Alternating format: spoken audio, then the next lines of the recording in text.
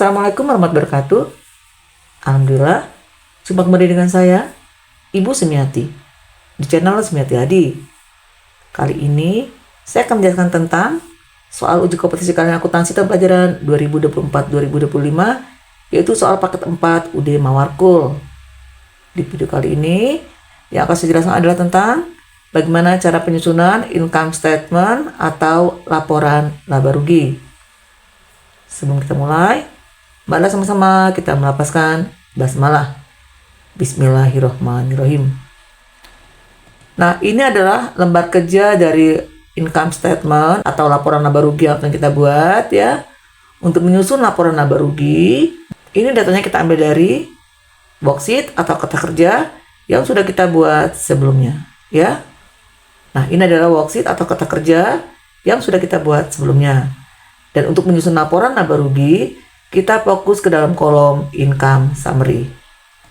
Ya. Jadi nanti datanya kita ambil dari kolom income summary ini.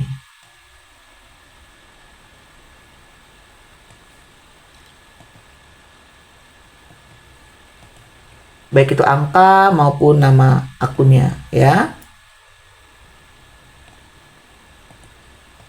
Nah, untuk mempersingkat waktu, sekarang kita langsung ke tutorial penyusunannya.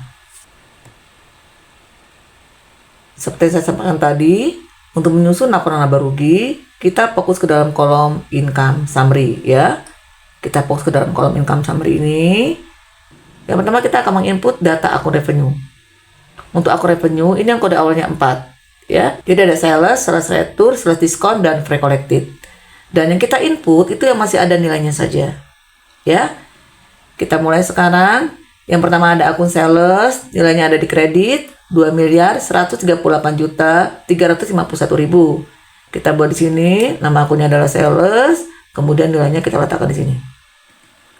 2.138.351.000. Kemudian ada sales return ya. Sales return 51 juta.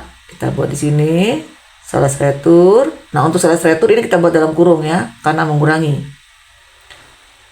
Kemudian untuk sales diskon tidak ada nilainya ya. Dan free collected ini 11.750.000. Kita buat di sini free collected dan nilainya 11.750.000. Sehingga total revenue ya, ini bisa kamu peroleh dari sales dikurangi sales return ditambah dengan free collected ya.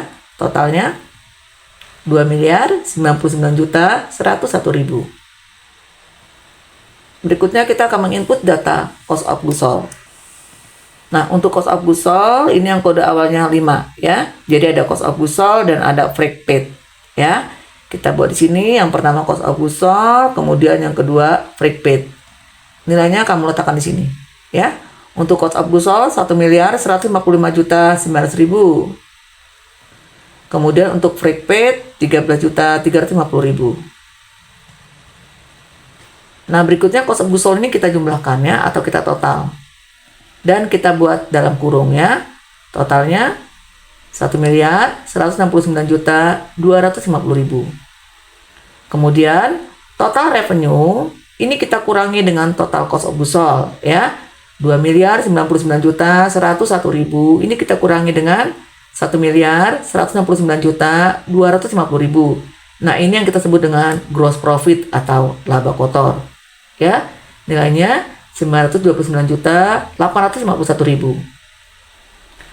Nah, kemudian gross profit ini akan kita kurangi dengan operating expense. Untuk operating expense ini yang kode awalnya 6 ya. Jadi dimulai dari advertising expense sampai dengan other operating expense ya. Nah, ini nama akun dan nilainya kita pindahkan ke dalam kelompok operating expense ini ya.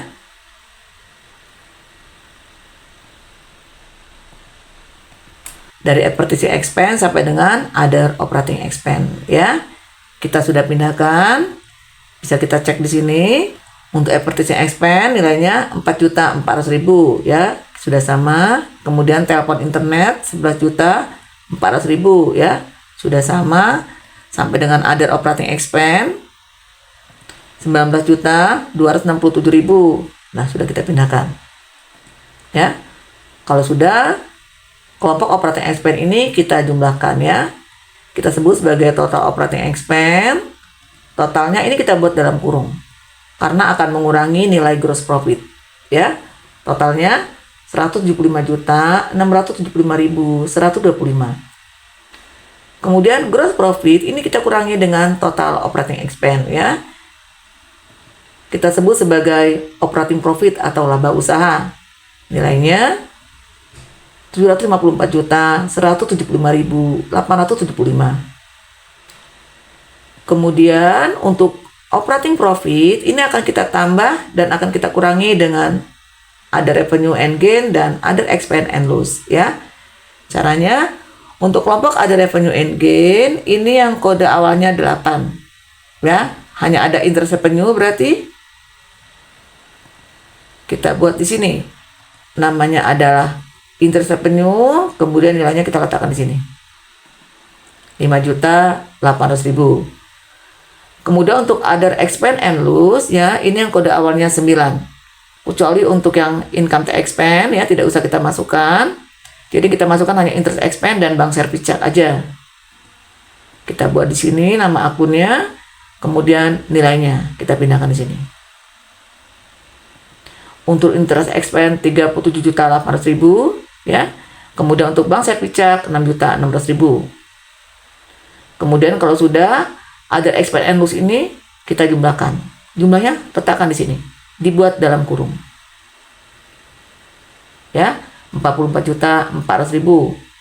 Kemudian kita lihat di sini total other revenue and gain ya, 5.800.000 ini dikurangi dengan total other expense and loss 44.400.000. Nilainya minus sehingga kita buat dalam kurung di sini. 38.600.000.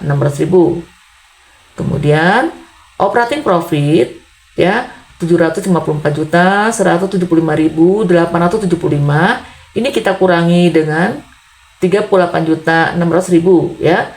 Ini nilainya adalah 715.575.875. Nah, ini kita sebut sebagai profit before tax atau laba sebelum pajak. Nah, kemudian laba sebelum pajak ini kita kurangi dengan income tax expense ya. Kita buat di sini nilai income tax expense 7.840.500. Sehingga nilai laba setelah pajak atau profit after tax ini dari profit before tax ya atau laba sebelum pajak dikurangi dengan income tax expense ya. 715.575.875 ini kita kurangi dengan 7.840.500. Nilainya 707.735.375. Nah, nilai laba setelah pajak atau profit after tax ini harus sama dengan nilai laba yang ada di worksheet ya. Kita lihat di worksheet, nilai labanya adalah 707.735.375. Nilainya sama. Ya, bisa dipahami? Sudah untuk penyusunan laporan laba rugi. Ya. Demikianlah video pembelajaran dari saya. Semoga video pembelajaran kali ini bermanfaat. Sampai bertemu di video pembelajaran berikutnya. Jangan lupa subscribe, like, comment, and share. Saya akhiri. Wassalamualaikum warahmatullahi wabarakatuh.